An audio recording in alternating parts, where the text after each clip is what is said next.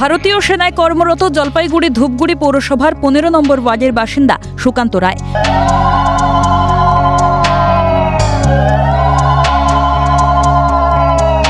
কয়েকদিন আগেই ছুটিতে বাড়ি এসেছিলেন তিনি, কিন্তু বর্তমানে ভারত পাক সংঘাতের আবহে ফিরে যেতে হচ্ছে নিজের কর্তব্যে।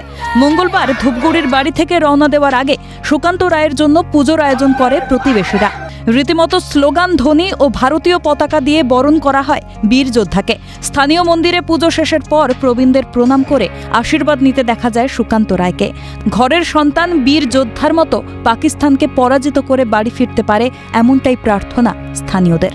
ভারতের সৈনিক আমাদের এই 15 নম্বর ওয়ার্ডের একজন, সে আজকে যুদ্ধক্ষেত্রে আবার ফিরে চলে যাচ্ছে।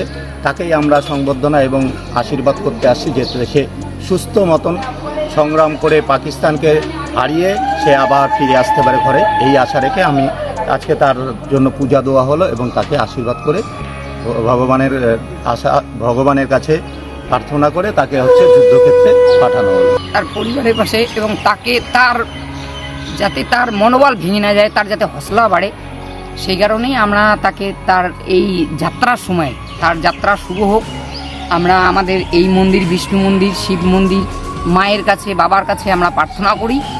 সকল সৈনিকরা যারা যুদ্ধক্ষেত্রে এই মুহূর্তে রয়েছেন পরিবার পরিজন ছেড়ে, সকল সৈনিকদের জন্য আজকে আমরা এই গ্রামবাসী মিলে প্রত্যেকেই আমরা সকলেই আজকে ঈশ্বরের কাছে প্রার্থনা করছি তার যাত্রা মঙ্গলময় হোক, সে আবার সুস্থ জীবনে দেশকে রক্ষা করে দেশবাসীকে রক্ষা করবে, এই প্রার্থনা করে আমরা আজকে সকলেই এখানে সমবেত হয়েছি। এমন অভিনব উদ্যোগে আপ্লুত হয়ে পড়েন সুকান্ত রায়। জানা যায়, সুকান্ত রায়ের বাড়িতে বাবা, মা, স্ত্রী, এক সন্তান সহ তার 2 ভাই রয়েছে।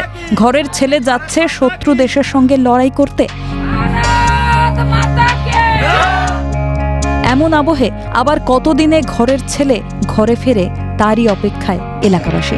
জলপাইগুড়ি থেকে ঝিলাম দেবের রিপোর্ট, ক্যালকাটা নিউজ।